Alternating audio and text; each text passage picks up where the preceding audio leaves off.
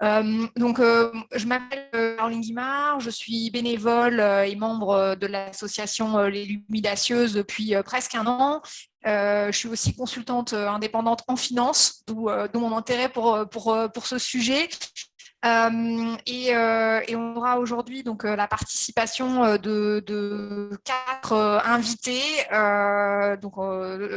trois invités expertes, plus le témoignage de la présidente de l'Humidatieuse, Sabine Vu, sur ce thème des femmes et de l'argent, pris sous le prisme des carrières, cette fois-ci, après un premier webinaire consacré aux femmes, en relation entre les femmes et l'argent, mais dans la sphère privée, et avant un probable webinaire suivant sur le patrimoine des femmes et la constitution du patrimoine par les femmes. Donc merci à toutes. Je vais passer la parole à nos trois intervenantes, donc Poupak, Mridoula et Erika, pour qu'elles se présentent en quelques mots et comme ça vous fassent un peu découvrir à toutes les personnes qui nous suivent là actuellement leur parcours et en quoi ça peut être intéressant pour la discussion qui va suivre. Voilà. Je propose, on va faire dans l'ordre des photos, c'est comme ça, voilà, de gauche à droite. Je vous passe la parole, Poupak. Bonjour à tous et bonjour à toutes. Donc, je suis Poupak Seperi, je suis coach professionnel depuis un certain nombre d'années, consultante RH depuis une vingtaine d'années également. Qu'est-ce que je peux vous dire? Moi, je suis quelqu'un de très international. J'ai vécu dans beaucoup de différents pays. J'ai aussi j'ai eu pendant très longtemps une double carrière dans le coaching en entreprise. Ce qu'on a appelé le coaching, c'est-à-dire la gestion de changement, communication, coaching de dirigeants, et ensuite en tant que consultante. Et ma deuxième carrière était dans le théâtre. J'ai produit des spectacles de comédie musicale, j'ai produit des spectacles d'improvisation axés sur la diversité à New York, parce que j'ai vécu une quinzaine d'années à New York. Ensuite, à Paris également, j'ai lancé une école d'impro qui malheureusement s'est un peu arrêtée depuis le Covid, puisque c'est un peu plus difficile de trouver des lieux pour donner des cours ou faire des répétitions. Donc voilà, aujourd'hui, je suis toujours consultante. Enfin, j'appelle ça consultante, mais en réalité, en fait, je dirige une équipe de consultants pour le compte de plusieurs entreprises. Voilà, avec ma propre entreprise qui s'appelle One Flame HR. Et pourquoi en anglais? Parce que j'ai un attachement évidemment très fort aux États-Unis où j'ai vécu très longtemps. Voilà. Super. Merci Poupak. Mridoula, je te passe la parole. Ça te va? Oui, super. Bonjour tout le monde. Je m'appelle Mridoula. Je suis un coach pour les femmes d'affaires et j'aide les femmes à mieux négocier pour elles-mêmes et pour surmonter le money mindset et en adaptant la stratégie de négociation. Je travaille plutôt avec les grandes entreprises françaises, mais aussi avec les femmes qui voulaient monter leur propre business et les femmes dans les domaines de start-up. J'ai eu plusieurs carrières, mais donc j'intègre tous dans, un peu comme Poupak, intègre tous dans mon domaine. J'ai travaillé en cinéma pour quelques années en niveau producteur et après je travaille avec les Nations Unies. Je fais mon master à Columbia, New York et je travaille en consulting. Il y a un moment où j'ai demandé qui était, et je travaille aussi en négociation, et je vois que les gens qui sont besoin beaucoup plus l'aide en négociation, beaucoup plus d'engagement, c'était plutôt des femmes. Et donc, ça m'a aidé de créer mon programme Women Ask for More. Et Women Ask for More, c'est mon programme qui aide les femmes à négocier et demander plus pour elles-mêmes, leur famille et pour leur entreprise. Je suis new-yorkaise, mais j'habite maintenant à Paris. Super. Ravie de te compter parmi nous aujourd'hui. Et puis, bon, last but not least, je vais passer la parole à Erika pour qu'elle nous parle un peu d'elle aussi. Alors, bonjour à toutes et tous.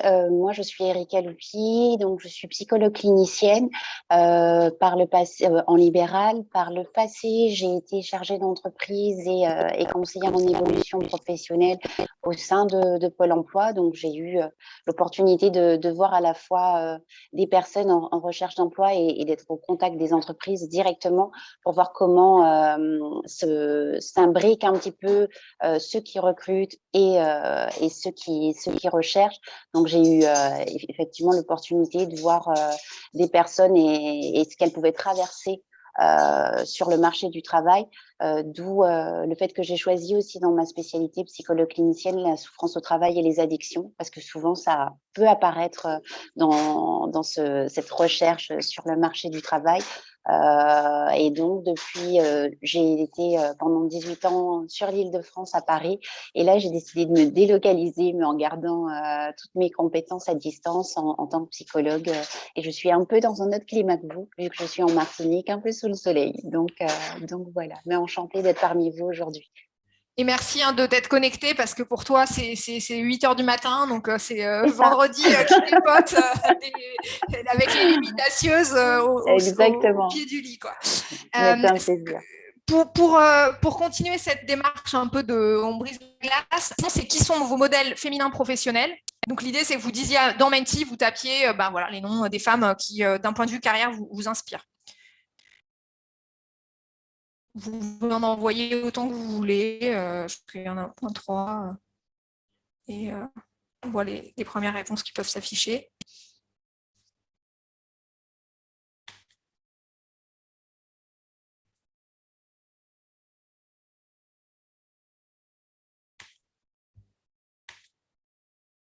Voilà.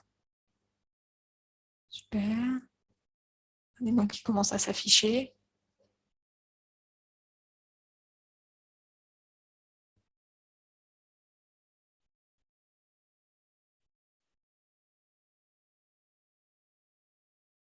On voit des...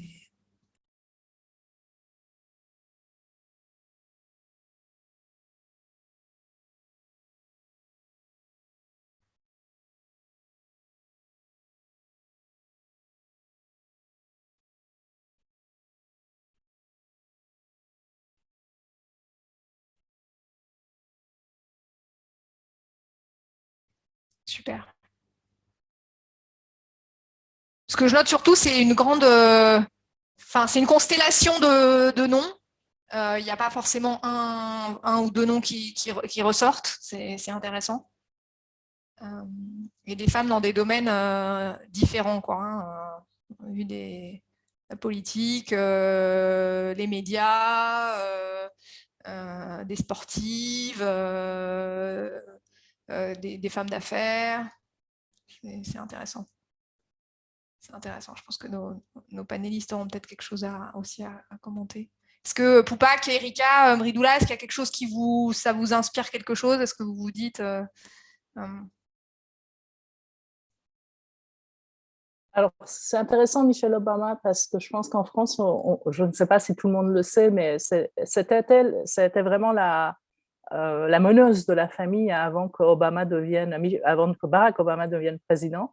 Elle était avocate de haut niveau. Lui, il était au service, il était dans le service public en fait, quelque chose qui n'existe pas, je crois, en France. Il faisait beaucoup de travail dans les communautés en fait. Du sud de Chicago. Et c'était vraiment elle qui était la grande professionnelle avant l'élection, en tout cas cette décision d'aller dans l'élection présidentielle et l'élection de Barack Obama. Donc c'est intéressant qu'elle soit justement un rôle modèle. Et Christine Lagarde, elle vient de la politique évidemment, mais aujourd'hui c'est quand même l'une des femmes les plus puissantes du monde. Clairement, elle était à la tête de la Banque mondiale et aujourd'hui de la Banque européenne. Donc, je trouve ça intéressant parce que ce sont des femmes qui, justement, au niveau de l'argent, elles sont quand même... Michelle Obama a toujours beaucoup plus gagné d'argent que son mari, par exemple.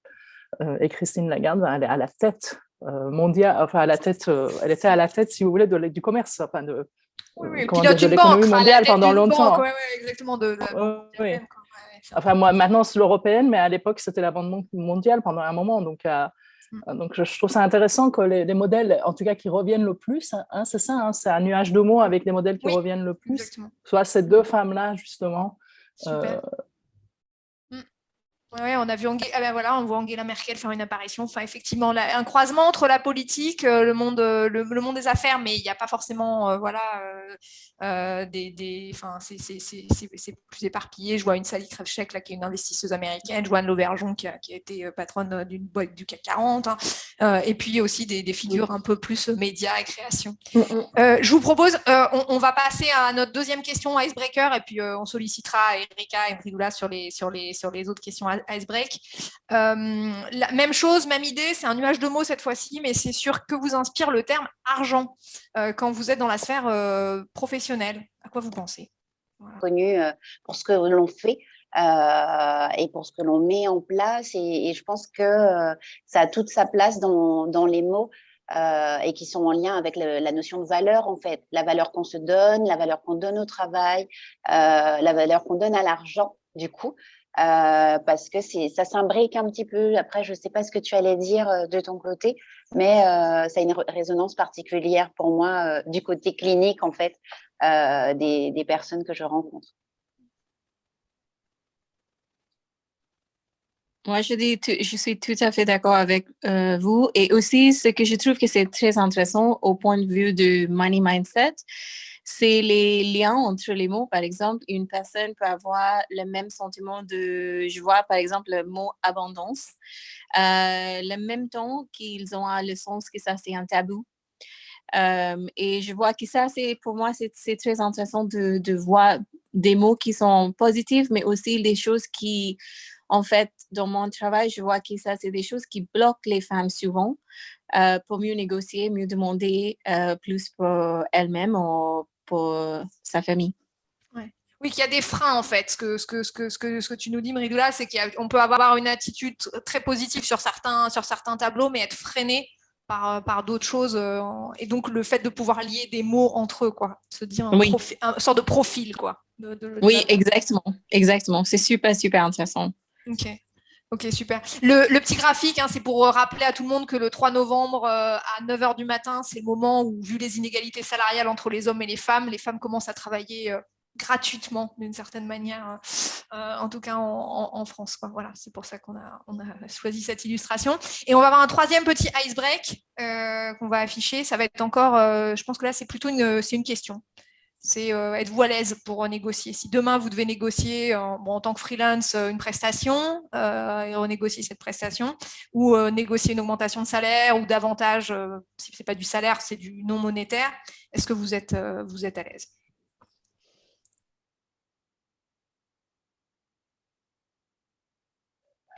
Bon, c'est bien, les gens sont là nos participantes sont là pour une raison, la réponse plutôt non, quoi. Plutôt pas à l'aise, en tout cas.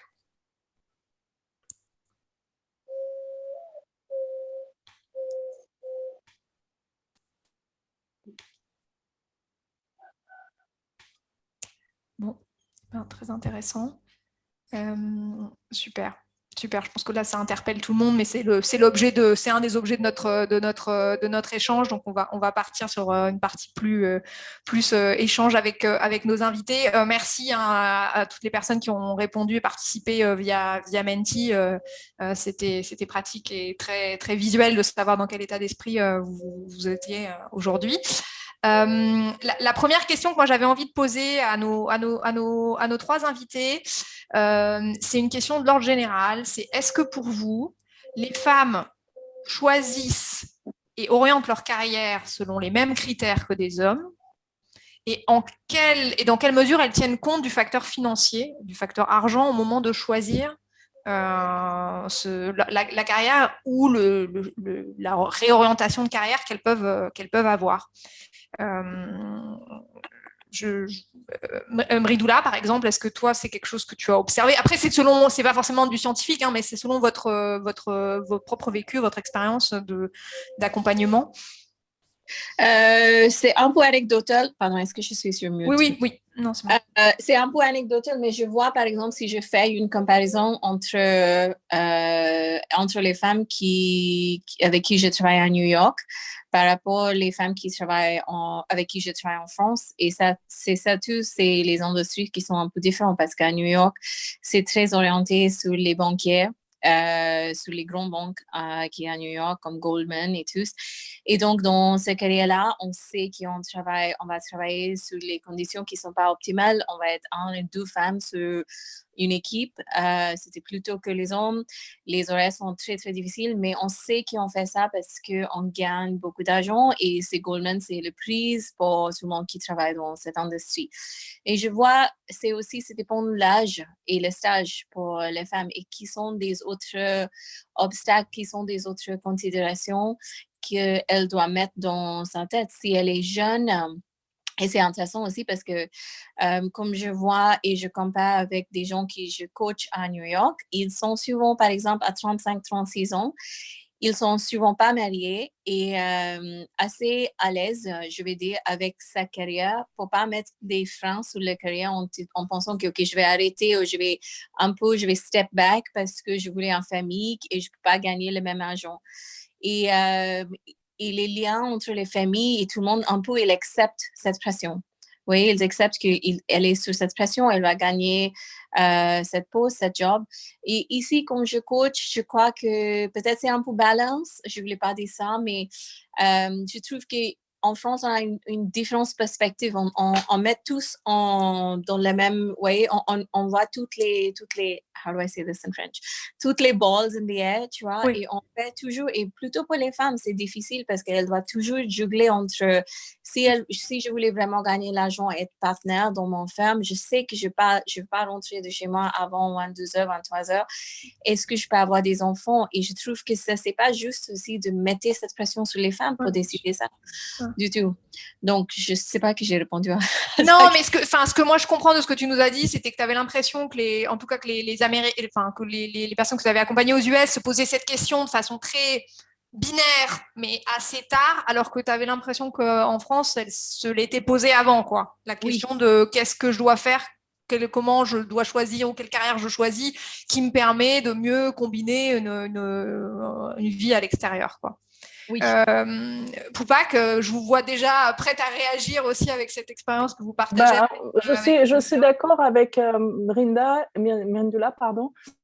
Je pense qu'il faut vraiment mettre les choses en perspective sur les 2 dernières années. Beaucoup de choses ont énormément changé. Je pense que, alors c'est intéressant parce qu'en Angleterre, par exemple, puisque j'ai lu quelques études en Angleterre, le télétravail a nui aux femmes. En France, le télétravail a profité aux femmes.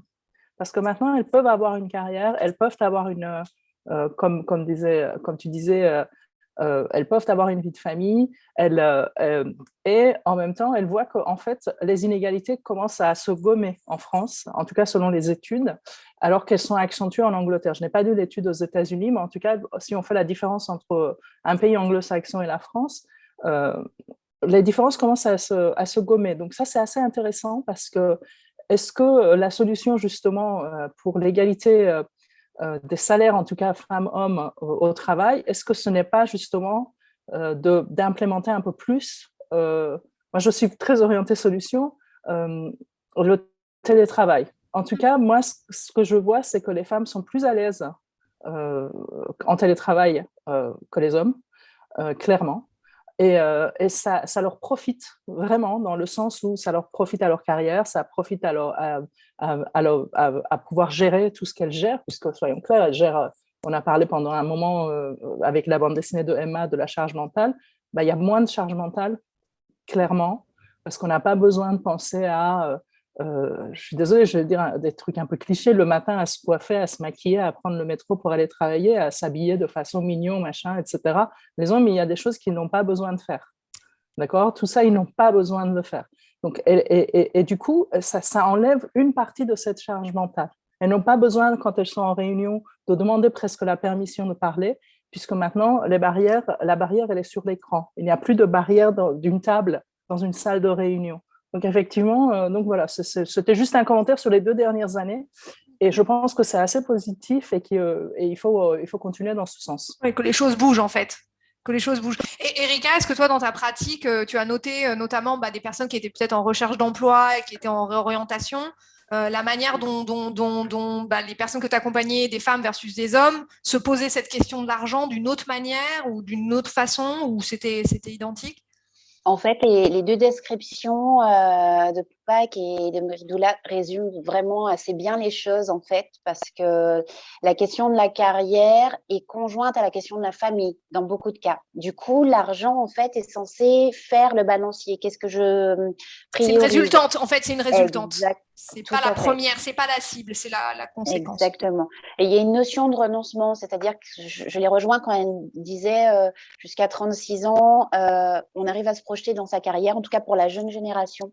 On dira ceux qui sont entre 27 et 35 ans actuellement, ils se projettent d'abord professionnellement pour ne pas avoir tout de suite l'espèce de frein mental en termes de valeur qui dit mais si j'ai une famille, effectivement, je ne pourrai plus rentrer à 22 heures. Ce serait irresponsable au regard d'autrui que je rentre tard chez moi. Y a ces espèces de préjugés et je pense que challenger sa rémunération, en tout cas négocier sa rémunération est quasiment co-conjoint aux valeurs consommées. Et ça demande une grande réflexion chez les personnes qui sont sur le marché du travail de se dire quelles sont mes valeurs et comment je négocie mon salaire vis-à-vis de mes valeurs. Et souvent, on peut remarquer chez des personnes, alors j'ai vu ça chez des personnes que j'ai rencontrées dans le cadre de Pôle emploi, mais aussi chez des patients, on peut se rendre compte que des fois, l'arrêt de la négociation, quand il y en a une, parce que c'est rare, il n'y a que 6% des femmes qui négocient le salaire en général chez les cadres, que la négociation n'intervient que quand il y a la liberté. C'est-à-dire pas la famille. Ensuite, ça dépend aussi de ce qu'il y avait comme valeur de l'argent dans la famille. C'est-à-dire qu'une personne qui fait un parcours brillant et qui surpasse le parcours de ses parents aura tendance à se dire j'ai gagné 3 fois le salaire de mes parents, donc je peux m'arrêter là. Et cette personne, femme, ne négociera plus son salaire parce qu'elle estimera avoir déjà surpassé un modèle et donc pouvoir s'arrêter. Alors que la négociation ne s'arrête pas forcément à l'échelle des parents ou à l'échelle de la famille. Donc il y a vraiment cette question, je dirais, à se poser. Quelle est la place de l'argent dans votre histoire globalement au fil de l'eau et quelle est la valeur que vous lui donnez? À quelle échelle vous placez cet argent. Et c'est pour ça que j'aime bien les deux invités qu'il y a conjointement parce qu'elles ont ouvert vraiment le panel de on peut ne pas hésiter à négocier, même s'il y a la carrière, même s'il y a la famille. Peut-être qu'il faut le mettre en balance, effectivement. Ouais. Je pense que ça fait une bonne... Pardon. Pardon, je peux juste réagir à ce que disait Erika. Oui, bien sûr. C'est super intéressant ce que vous venez de dire. Vous venez de parler des croyances limitantes. Et c'est exactement ça. On a des croyances limitantes en disant soit on a une carrière, soit on a une famille, mais on ne peut pas avoir les deux. Et moi, souvent, je questionne ça et je demande pourquoi. Pourquoi? Parce que la société nous dit, parce que le patron va nous dire. C'est à nous aussi, c'est pas juste c'est une question de valeur, comme vous dites, ça va au-delà de la valeur puisque c'est vraiment une croyance limitante qui est ancrée dans la société, en tout cas en France. Je ne vous parle que de la France. Et c'est vraiment de dire, d'ailleurs, souvent on entend quand on coach des gens, on entend des choses, parfois, moi ça me choque en disant, oui, mais de toute façon, une femme, elle frappe moins bien son travail parce qu'il faut qu'elle parte chercher les enfants. Enfin, moi, j'ai entendu ce genre de choses parce que ça fait longtemps que je fais du reclassement en entreprise et c'est assez choquant. Et c'est à nous aussi de faire évoluer les choses sans rentrer dans la confrontation, mais dans l'accompagnement de l'information et de faire comprendre que les croyances ne sont que des croyances. Et la valeur de l'argent est une valeur qui n'a pas de sur lequel on ne doit pas placer un jugement. L'argent, c'est l'argent, ça nous fait vivre, c'est la valeur de votre travail, mais l'argent, c'est pas sale. L'argent, c'est pas, il n'y a pas de honte à demander de l'argent, à gagner de l'argent, surtout pour une femme. Au contraire, c'est la liberté et c'est plus que la liberté. C'est sa valeur, se valoriser par rapport à son travail, par rapport à ses études ou par rapport à son expérience, etc. Voilà, pardon. Je voulais juste rebondir, c'était vraiment intéressant ce que disait Erika. C'est super. Non, parce qu'en fait, ça va faire le lien avec la question que je vais finalement vous poser un peu à toutes les trois d'une manière conjointe, mais qui est un peu orientée, c'est vous dire quelle est la place que l'argent occupe dans les accompagnements, Poupac en tant que coach ou en tant que personne qui les accompagne dans des reclassements. Erika, à la fois quand tu les recevais quelqu'un en tant que psy, voire aussi dans tes casquettes Pôle emploi. Et Mridoula, au départ, si je comprends bien, c'était des entrepreneuses que tu rencontrais, puis tu as eu l'idée de développer Women Ask for More parce que tu te rendais bien compte que les outils, etc., fonctionnaient pas. Donc, je voulais vous faire toutes parler de à quel moment l'argent apparaît, quoi, en fait, dans les discussions, dans votre pratique d'accompagnement au sens large de femmes à un certain moment de leur vie, quoi. Je vais peut-être, Erika, je te vois déjà, voilà. Voilà. Je dirais quasiment tout de suite, bien qu'il y ait très peu de personnes, enfin très peu de femmes qui négocient leur salaire dès le premier poste, en fait. Quand on sort d'école, par exemple, ou quand on sort du cursus étudiant, c'est pas un réflexe chez les femmes de négocier tout de suite leur salaire. Pourtant, quand elles sortent des écoles, elles ont quand même un certain nombre de compétences. Mais c'est comme s'il y a une notion d'illégitimité. On n'est pas encore suffisamment légitime, alors qu'il y a des stages de fin d'études, il y a des cursus Erasmus, il y a des entrées en entreprise, ne serait-ce que 2 ans, parfois avant d'être vraiment sur le marché du travail. Donc, je pense qu'elles ne donnent pas tout de suite la place à l'argent comme quelque chose qui répond à des compétences, à leurs compétences et à leurs valeurs propres. Souvent, ça devient secondaire. C'est plus efficient pour elles d'avoir le poste et de dire j'ai eu mon poste. Et quand on leur demande mais et le salaire, elles disent ah ben oui mais c'est que le début. Mais déjà si au début on négocie pas et on se met pas entre guillemets à l'échelle des autres, après ça sera beaucoup plus difficile. J'ai pu voir des personnes qui en parlant à des collègues racontaient que c'est en questionnant les collègues qu'ils se sont rendus compte en fait, enfin qu'elles se sont rendues compte qu'elles étaient vraiment très en bas de l'échelle, à tel point que les collègues leur disaient pour le prochain poste, n'oublie pas de négocier parce que tu es vraiment très bas. Mais ça aussi, ça peut être un déclencheur pour certaines femmes de se dire, en parlant avec mes collègues, en me donnant le droit d'approcher ce sujet tabou, parce que c'est vrai, c'est tabou, je peux me donner l'opportunité après de renégocier ma place et mon statut au niveau de l'argent et de la reconnaissance de ma valeur. Après, je ne sais pas ce que Pac et Mridoula pensent, mais voilà un petit peu mon point de vue.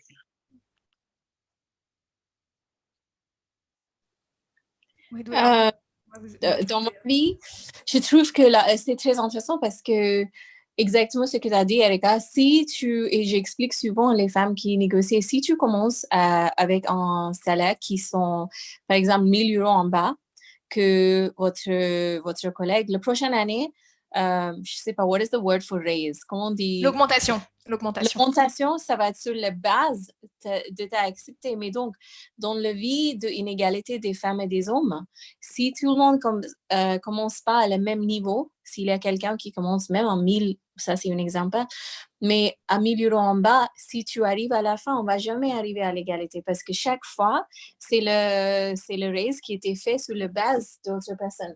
L'autre chose, c'est que, comme Erika a dit, les femmes, souvent, ils sont sur une position en disant que je suis très contente d'avoir cette poste. Et d'avoir cette poste, c'était comme j'ai gagné quelque chose de cas à avoir cette poste, mais vous faites rien pour quelqu'un en gratuit, tu vois.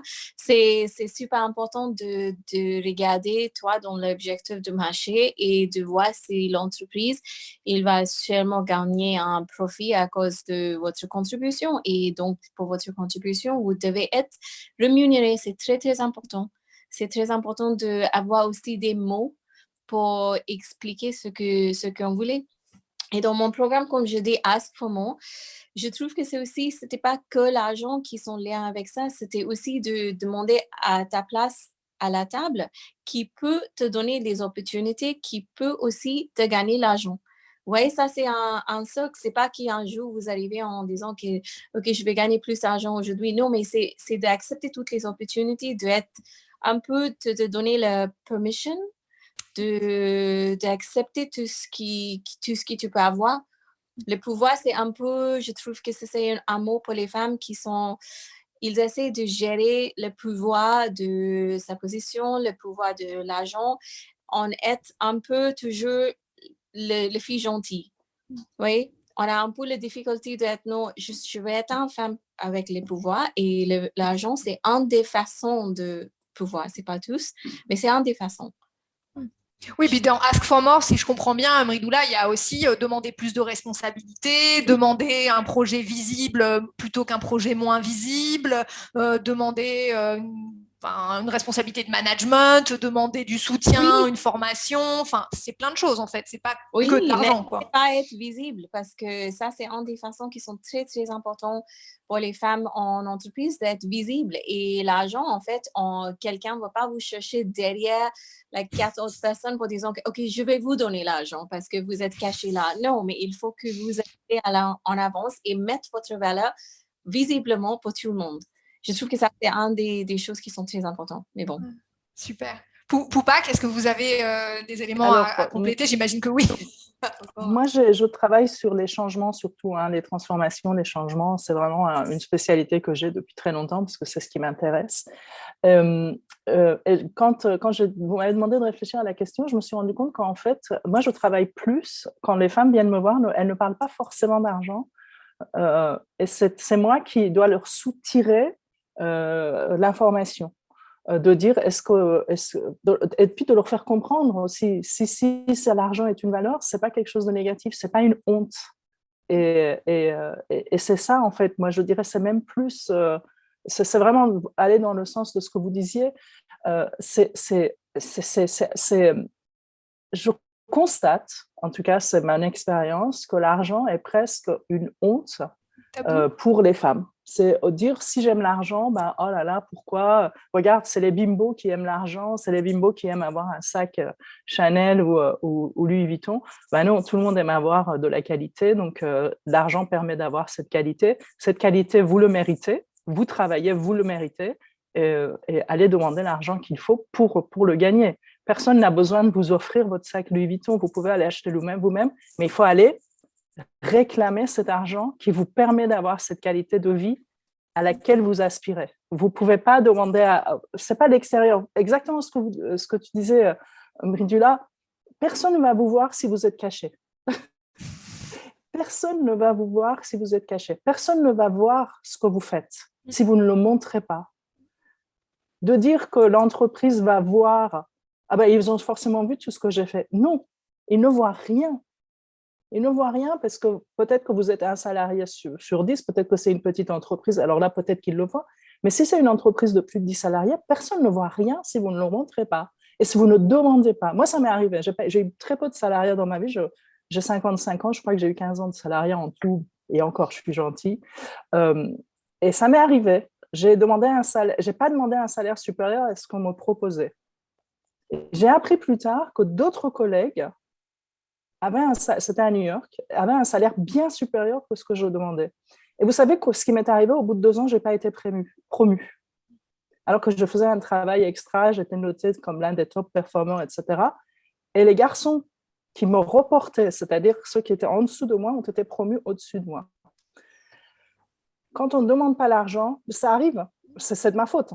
Quand on ne demande pas l'argent dès le départ, on ne montre pas sa valeur. Je vous ai envoyé hier un segment sur Welcome to the Jungle. Si vous vous vendez comme H&M, on va vous voir comme H&M. Si vous vendez vous-même comme Hermès, on va vous voir comme Hermès. Voilà. Je pense que je vais... J'ai trouvé cette phrase géniale. C'est génial. Moi, je vais vous demander à toutes, maintenant on va passer justement sur l'action, si vous aviez un conseil à donner à une personne qui, la semaine prochaine, a un entretien annuel, donc potentiellement une occasion de négocier quelque chose, une personne qui, la semaine prochaine, pareil, rencontre un client et va pitcher sa proposition. Par exemple, moi, je vais rencontrer un client et donc vendre de la prestation intellectuelle. Vous nous dites quoi? Voilà. C'est quoi votre conseil? Un conseil, voilà, qui permet à la personne de se préparer à cette négociation. Je vais repasser la parole à Erika. Dans quel état d'esprit, voilà, il faut que la personne arrive, quoi. Moi, j'ai tendance à penser que on vient pas quémander quelque chose, en fait. On n'est pas là pour aller à l'association l'Abbé Pierre. Vous n'êtes pas sans valeur. Donc, du coup, c'est vraiment la notion de gagnant-gagnant. Chacun a un besoin. Oui, vous avez besoin d'un poste, mais eux, ils ont besoin de quelque chose que vous avez. Donc, à ce niveau-là, il faut savoir que si vous avez la capacité de chercher et de scroller sur Internet pour un voyage, vous êtes capable de faire la même chose avec votre valeur, c'est-à-dire de faire comme si c'était un deal en réalité. Vous recherchez ça, moi, j'offre ça.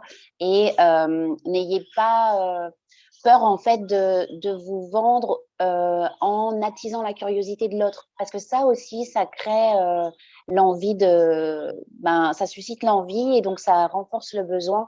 N'allez pas là en vous disant que vous êtes en demande de quelque chose. Non, vous n'êtes pas en demande en fait, vous venez apporter une plus-value, c'est surtout ça. Oui, chacune des deux parties va amener quelque chose en fait.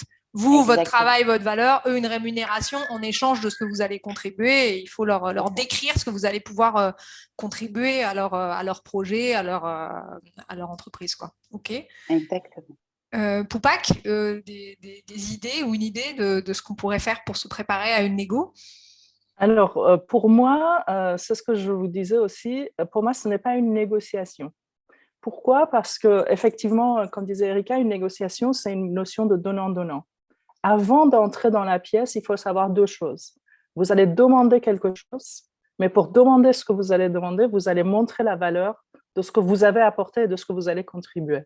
On ne demande pas quelque chose, on ne va pas acheter, je sais pas, on va pas acheter un pain de tradition au même prix qu'une baguette blanche. D'accord? Vous êtes le pain de tradition. Qu'est-ce que vous avez en plus que la baguette blanche? D'accord? Et qu'est-ce que vous avez fait en plus? Qu'est-ce que vous avez apporté? Donc, pour moi, il faut rentrer dans l'esprit de demander, parce que si vous rentrez dans l'esprit de négociation, à ce moment-là, c'est un autre état d'esprit. C'est donnant-donnant. Si la personne vous dit non en face, quelle est votre meilleure alternative à un accord négocié? Quelle est votre meilleure alternative à un accord négocié? Si vous allez dans l'esprit de négociation, c'est un esprit totalement différent. Vous dites, OK, vous ne me donnez pas ça, mais alors vous allez me donner ci. S'il ne vous donne rien, il faut que vous soyez prêt soit à accepter, il faut être prêt dans son esprit, soit à accepter, sans râler, parce que vous savez que c'est une négociation, on peut vous ne rien vous donner, soit vous partez ailleurs. Aujourd'hui, on est sur un marché de candidats en France. Il faut le savoir. Donc, vous avez de la valeur sur ce marché. C'est un marché de candidats. Il y a c'est très difficile de trouver des talents. Vous êtes sur un marché de candidats, donc ça ne devient plus une négociation, ça devient une demande. Et si on vous propose moins, demandez autre chose. Pour moi, en tout cas, je suis un peu plus, on va dire, c'est un peu plus noir et blanc, c'est-à-dire, quelle est votre meilleure alternative à un accord négocié? C'est très simple. Soit vous allez pour une demande, soit vous allez pour une négociation, mais si vous allez pour une négociation, vous devez avoir une alternative. Ouais. Voilà, oui. Ça c'est mon... Et la deuxième chose, oui. Et ce que j'entends aussi, c'est que finalement, c'est pas forcément que de la rémunération. Ça peut être une formation, ça peut être un avantage en nature, une voiture de fonction, ça peut être une mobilité dans quelques mois vers autre chose, ça peut être d'autres choses, quoi. Et assurez-vous que c'est écrit. Parce qu'ils peuvent vous dire, oui, on va vous donner une mobilité dans 6 mois. Si ce n'est pas écrit, dans 6 mois, vous n'aurez rien. Enfin, vous pourrez ne rien avoir parce que ce n'est pas écrit. En tout cas, suivez la conversation par un mail écrit, de résumer la conversation. Prenez des notes, résumez la conversation que vous avez eue, même si de l'autre côté, il n'y a pas d'écrit, vous allez écrire. Si la personne en face ne valide pas, là, vous savez que ce n'est peut-être pas l'entreprise pour vous puisqu'ils ne sont pas honnêtes. Dernière chose, moi, quand je faisais mon école de coaching, je trouvais cette école très bien parce qu'on m'a dit, il faut demander le maximum. Déjà, il faut être aligné avec le marché. Donc, il faut faire les recherches, ce que disait Erika, il faut savoir où on va.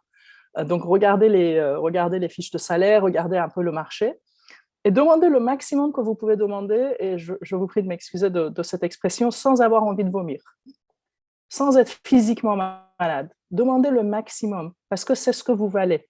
Et si le maximum n'est pas assez, allez au-delà. Soyez physiquement malade, mais faites-le. Et ça s'appelle fake it until you make it. Faites semblant jusqu'à ce que vous y arriviez. Voilà. C'est un peu mon conseil. Oui, bien sûr. Meridoula, est-ce que tu as quelque chose à compléter avec aussi Women Ask for More, de comment est-ce que... J'adore le conseil de Erika et de Pupak, c'est super. Et moi, je travaille sur le training de Harvard Negotiation Project. Et l'idée, c'était un peu ce que Pupak et Erika a dit, de créer les win-win situations de tout le monde. Les deux parties de la négociation, les deux parties ont quelque chose à gagner et quelque chose à donner. Il faut savoir ça.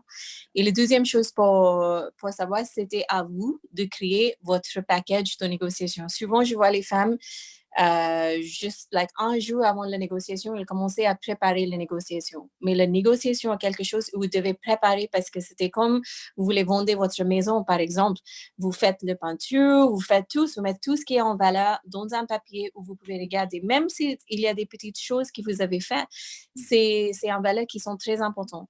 Et aussi, faire votre recherche. Ça, c'est à vous aussi de faire. C'est à vous de regarder quelle est votre valeur dans le marché et qui peut être où est-ce que tu peux trouver le meilleur valeur. Parce que quand vous arrivez à faire une négociation, si vous n'êtes pas connaissant de votre valeur dans le marché et votre employeur ou le parti en face pour vous n'importe quoi comme négociation. Quand vous allez acheter une voiture, vous faites un tour de toutes les 5 ou 10 magasins autour de vous qui a la voiture qui vous aime, mais c'est la même chose. C'est à vous d'arriver à ça. Et après, la troisième chose, il y a une fiche qui dit que 8 sur 10 femmes acceptent ce que quelqu'un a le donné comme le salaire. C'est-à-dire que c'était que 2 femmes entre 10 qui arrivent en disant que non, en fait, le salaire qu'il vous m'a proposé, c'est pas du tout suffisant et je voulais quelque chose de mieux que ça. Et quand vous pensez à ça, ça peut être l'effet que c'était pas souvent on est sur une situation qui sont un peu stressantes et on pense que OK, on va finir d'ici, on va sortir. Mais ce qu'on doit penser que ça, c'était une décision qui peut rester pour toute sa vie parce que, comme on a dit avant, c'est que mathématiques. Si vous voulez gagner 10% en plus l'année prochaine ou 15, la base de cette calculation, c'est le salaire d'aujourd'hui. Et si vous commencez à une salaire basse, c'est 15% sur cette salaire. C'est ça, c'est toujours important de penser. Et le dernier conseil, si je peux ajouter, c'est je travaille sur le visualization parce qu'une négociation, si vous négociez, c'était vous avec une équipe imaginez le plus pire scénario, l'équipe de 5 hommes qui sont un peu très carrés, non, on va pas dire. Et si vous arrivez à ça le jour même, ça va être trop stressant pour vous d'être votre meilleur négocié dans une situation complètement imprévue. Mais si vous avez déjà fait le visualization, et le visualization, c'est une des techniques qui sont utilisées par les athlètes qui font les Olympic Games, par exemple. C'est une des techniques qui marche super bien dans des situations très stressantes. C'est que vous imaginez exactement comment ça va marcher, exactement toutes les obstacles, toutes les questions qui vont être posées, toutes les réponses que tu vas avoir. Tu vas être composé et tu vas visualiser tout ça en avance qui tu entres dans la salle pour négocier. Et ça peut aider beaucoup parce que vous n'êtes pas perdu, vous avez tous bien réussi, vous savez exactement l'objectif. Ou sinon, comme Pupak a dit, le BACNA, l'alternative, si vous n'arrivez pas à la négociation, quelle est l'alternative que vous pouvez proposer? Ouais, donc un focus très important, ce que j'entends chez toutes les trois, c'est sur la préparation en fait. C'est sur arriver, préparer avec sa propre performance passée, ce qu'on contribue, s'être imaginé le scénario de négocier, en tout cas de cette demande qu'on va faire, des scénarios alternatifs. Qui on rencontre, pourquoi, et comme ça être finalement armé et pas à la fin on vous dit mais ça va être ça et puis vous avez tellement peur que vous êtes déjà en train de partir, quoi. C'est ça. Et ça surtout... vous permet aussi d'être préparé.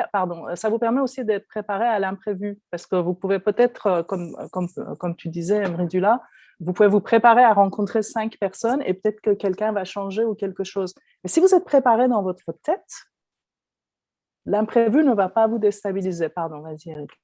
C'est ça. Non, non, et pour aller dans le sens de la recherche, d'avoir la curiosité de savoir ce qui peut se présenter à nous, se connaître aussi, fourchette salariale et tout, il y a vraiment des applications qui existent comme Glassdoor qui vous donne l'ambiance de l'entreprise, la fourchette de salaire, les retours des anciens salariés. Alors, il faut trancher parce qu'il y en a qui peuvent partir très énervés et en conflit, mais il y en a aussi qui peuvent dire la réalité de l'entreprise. Donc, n'hésitez pas à avoir la curiosité. Et je sais que l'APEC a créé pour les cadres, en tout cas pour l'instant, une grille qui donne vraiment les fourchettes de salaire actuelles. Donc, vous pouvez en fait vous documenter et savoir un petit peu où vous vous situez. Souvent, les femmes sont très famille, etc. Tout à l'heure, il y avait une question qui est passée vite fait. Comment font les femmes qui négocient? Comment elles y arrivent? Ben souvent, elles partent de choses très simples. Par exemple, une mère de famille qui a un côté aussi carriériste et qui n'oublie pas qu'on peut avoir la famille et la carrière, elle va vous dire qu'en fait, elle travaille pour avoir ce qui nourrira ses enfants. Et donc, c'est d'une évidence pour elle qu'elle ne va pas être à un bas niveau salarial parce qu'elle a besoin de faire voyager ses enfants, de les instruire, de pouvoir leur donner une vie qu'elle n'a peut-être pas eue au départ en tant qu'enfant elle-même. Et donc, elle va être aussi hargneuse qu'une lionne et sa négociation va être guidée par ça. Cherchez quelle est la valeur qui vous guide, qu'est-ce que vous voulez faire, quel est votre objectif.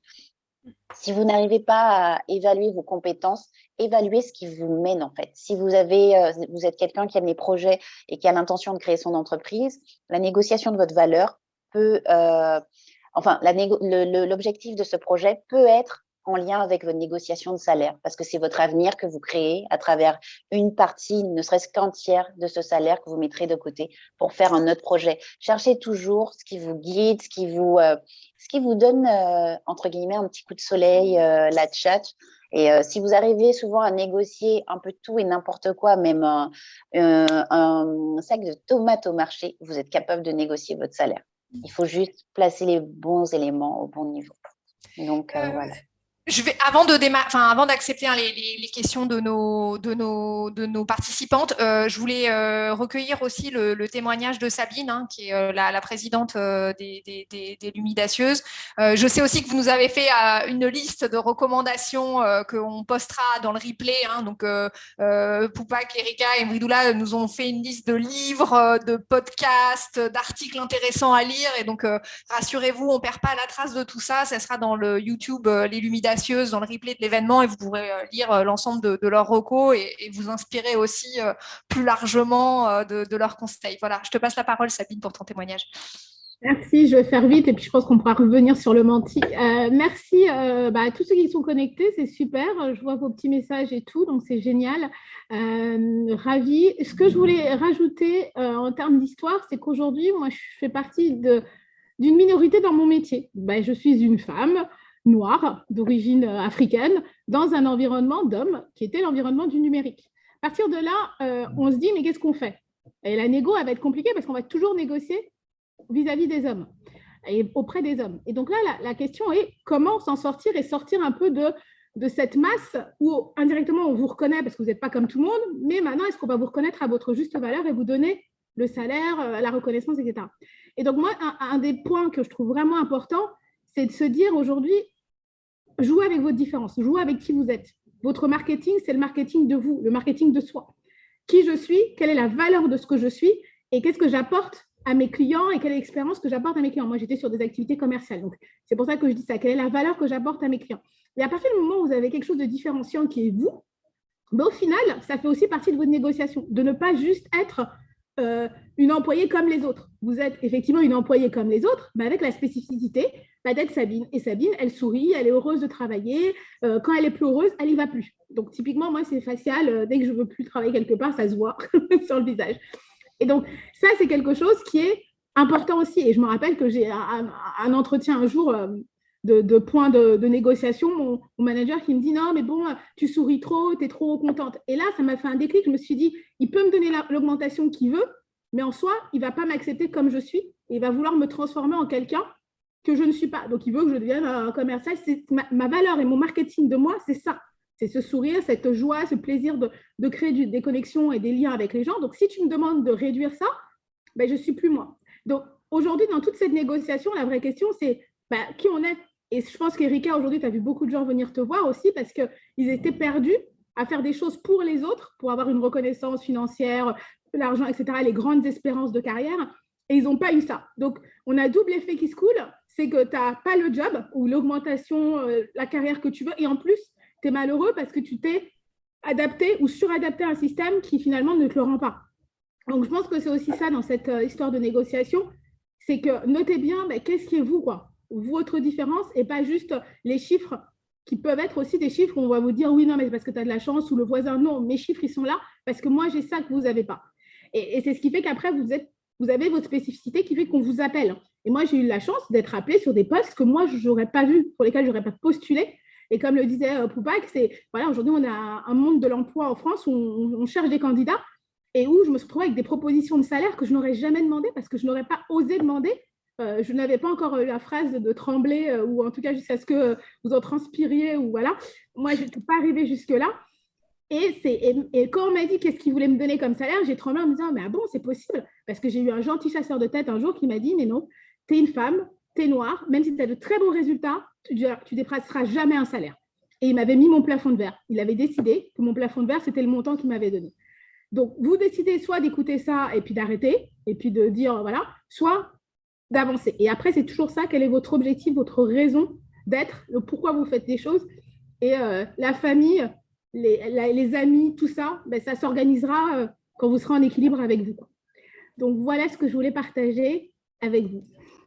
Merci Sabine pour ce message péchu et encourageant pour toutes les personnes qui nous voient et toutes les femmes qui nous suivent aujourd'hui.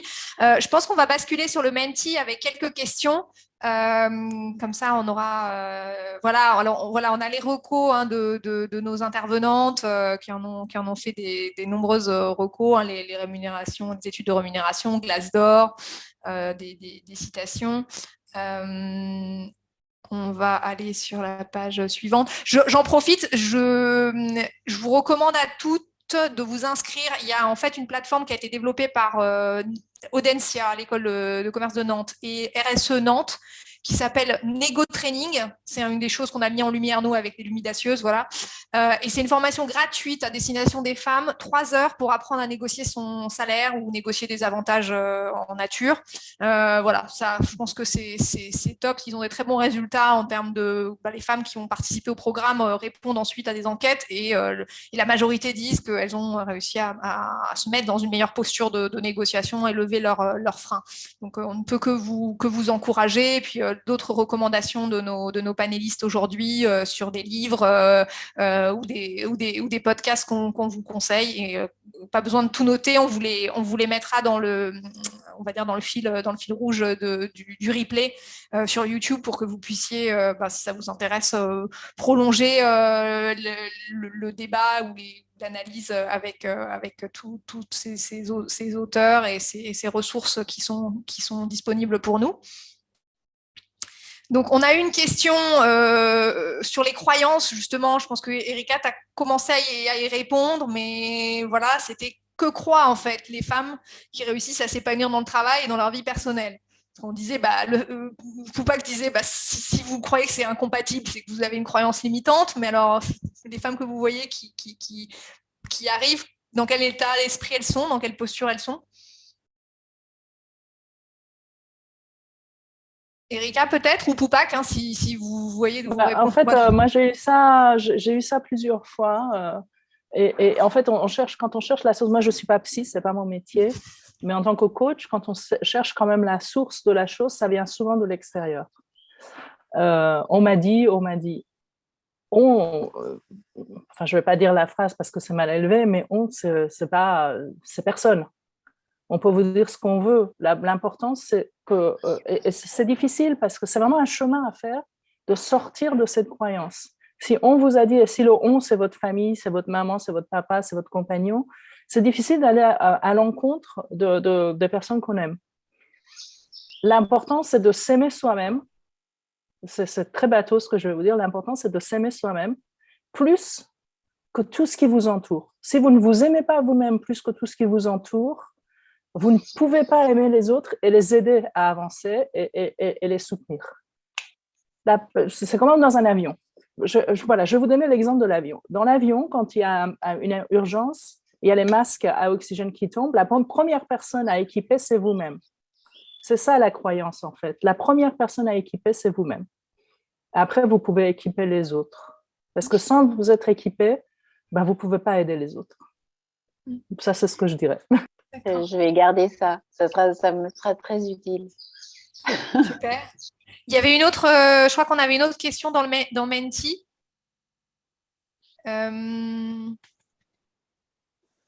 Alors, est-ce que la vision des employeurs sur les femmes travaillant moins bien est-elle différente? Est-ce que, notamment avec l'expérience nord-américaine de Mridoula et de Poupak, est-ce que vous avez l'impression que c'est aussi un cliché aux États-Unis ou c'est... Je vois que je trouve que c'est intéressant, mais c'est différent, ça dépend où, et ça dépend à vous de créer le lien entre la famille et le travail. Par exemple, je m'appelle, c'était juste une petite anecdotale différence. À New York, je peux sortir à mon bureau, je n'ai pas été mariée, je n'ai pas d'enfant, mais je peux sortir à mon bureau à 17h, mais si j'ai mon portable, c'est accepté que j'ai une vie privée, mais la condition, c'était si je dois être sur un conf call à 20h, je suis disponible. Et même vendredi soir, même dimanche soir pour préparer le lundi matin. Mais dans ce cas-là, c'était à moi d'intégrer les deux. Et je vois mon chef, elle a eu 3 enfants. C'était à elle de mettre le valeur ce qu'elle faisait. On crée aussi l'importance que je ne vais pas être structurée de ne pas quitter le bureau à mon 20h.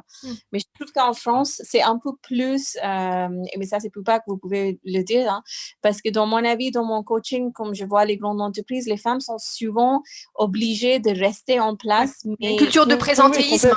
Exactement. Il y a du présentéisme, il y a de l'ageisme, c'est-à-dire, en fait, il y a des choses qui, pour moi, ne sont pas acceptables parce que, comme toi, Mridula, j'ai vécu à New York. Et c'est vrai que New York, c'est un peu une bulle par rapport au monde entier, en fait, parce qu'à New York, toi, c'était 17h, moi, je partais à 3h ou parfois, je partais après le déjeuner, personne ne me disait rien à partir du moment où j'étais joignable et que je faisais mon travail. Et ils s'en fichaient du nombre d'heures que je passais. Ils s'en fichaient de mon âge, ils s'en fichaient de mon ethnicité, puisque je suis différente, hein, clairement. On est tous un peu d'ethnicité différente ici, on est divers. Mais que quelqu'un puisse dire en France, je suis super choquée, hein, j'ai vraiment besoin d'adresser ça. Tu es une femme, donc sexisme, tu es noire, donc racisme, tu n'auras jamais de salaire, donc en gros, tu n'as aucune valeur. Je trouve ça d'une violence, et que quelqu'un se permette dans le milieu du travail de dire ce genre de choses. C'est un procès direct pour moi. Hein. Ça, aux États-Unis, c'est un procès direct. C'est vrai, c'est totalement inacceptable. Donc, n'acceptez pas ce qui est inacceptable. N'acceptez pas ce qui est inacceptable. Ça, ce sont des choses inacceptables. Vous êtes trop vieille. Trop vieille pourquoi? Je ne vais pas avoir des enfants avec vous, je vais travailler chez vous. Donc, trop vieille pourquoi? Et puis même si je suis trop vieille pour avoir des enfants, ça ne vous regarde pas. Est-ce que vous avez des enfants en entretien? Ils n'ont pas le droit. C'est hors la loi de demander ça. Est-ce que, enfin, tout ça, n'acceptez pas l'inacceptable. C'est ça que je vais vous dire.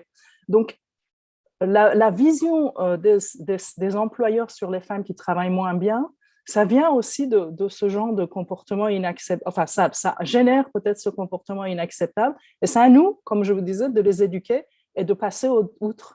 Si quelqu'un a ce genre de comportement où quelqu'un vous dit vous travaillez moins bien parce que vous partez à 17h au lieu de 20h, parce qu'effectivement, il y a le présentéisme en France qui est très prédominant, et justement, c'est là où je vous dis que le télétravail a vraiment changé ça, parce qu'on n'a plus besoin de ce présentéisme.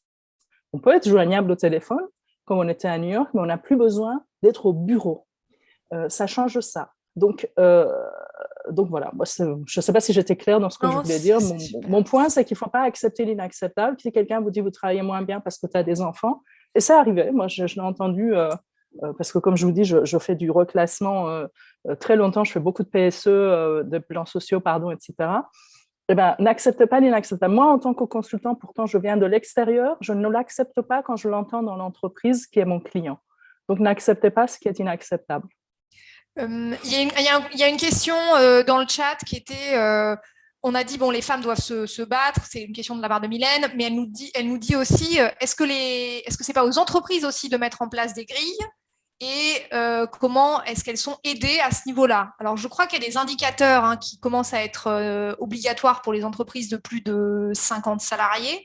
Et je crois qu'il y a aussi des indicateurs qui m'ont interpellé au UK, où ils ont fait des études. Je ne comprends pas la question, Caroline, excusez-moi. Je pense que la question de Mylène, c'est comment est-ce que les entreprises de l'intérieur peuvent lutter contre les inégalités ou luttent contre les inégalités de salaire entre les hommes et les femmes, entre leurs collaborateurs finalement. Parce que pour que les femmes ne soient pas toujours dans une position de demander, mais c'est aussi l'entreprise qui vous dit, vous ne matchez pas par rapport à vos collègues hommes, on va vous augmenter parce que sinon la grille, elle ne ressemble à rien. Je comprends la question. OK.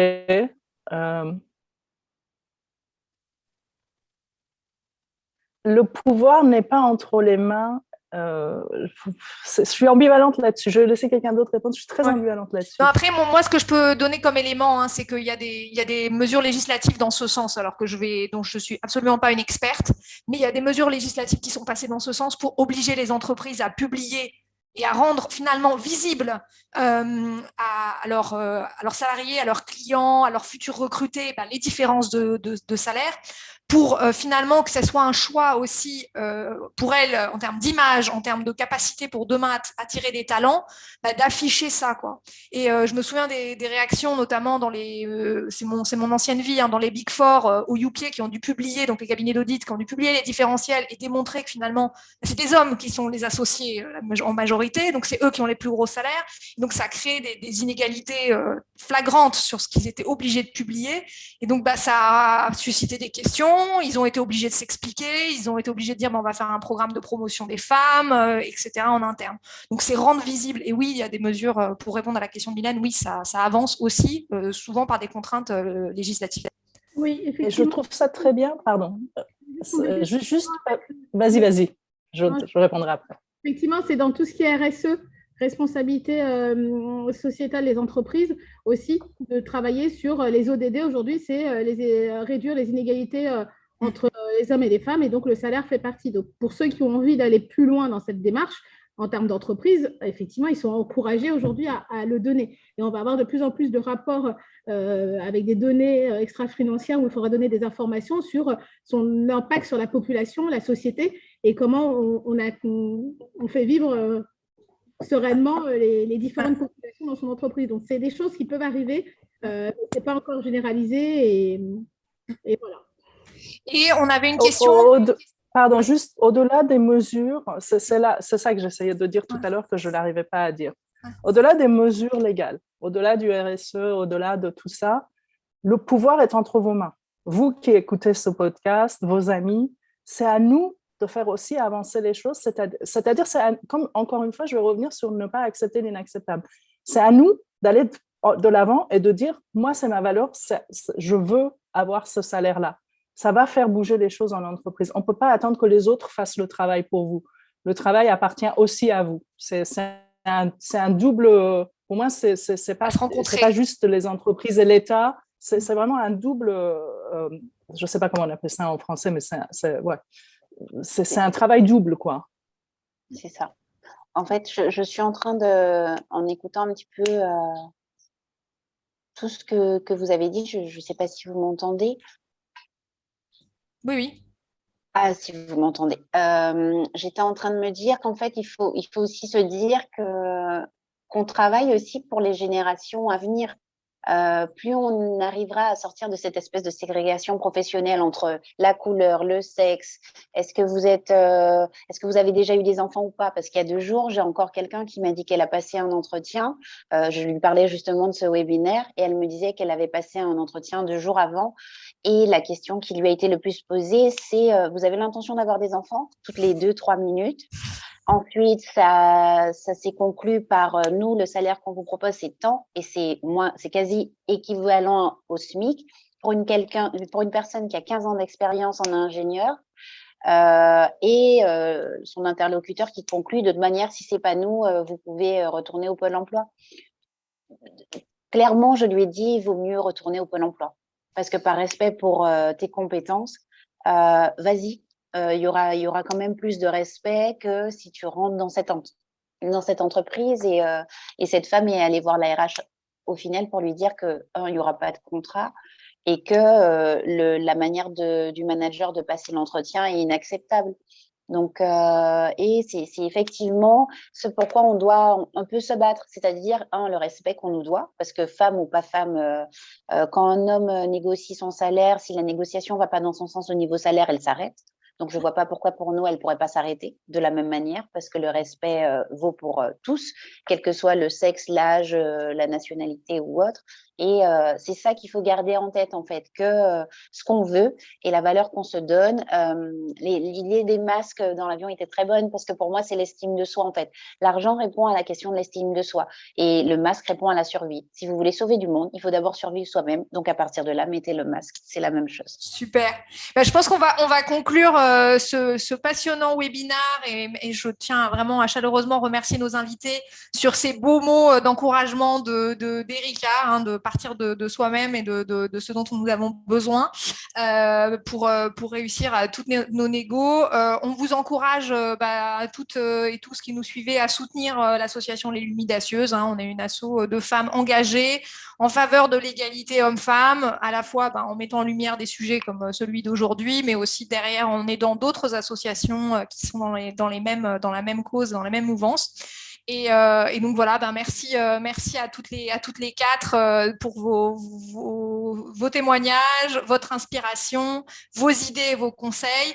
Et j'encourage tout le monde à se connecter au replay qui sera disponible dans quelques jours pour avoir l'ensemble des recommandations de nos invités. Voilà, merci à toutes et à tous. Merci beaucoup. Merci beaucoup. Merci. Merci, à bientôt. À bientôt. Rejoignez-nous en participant à nos événements. S'unir pour être lumidacieuse.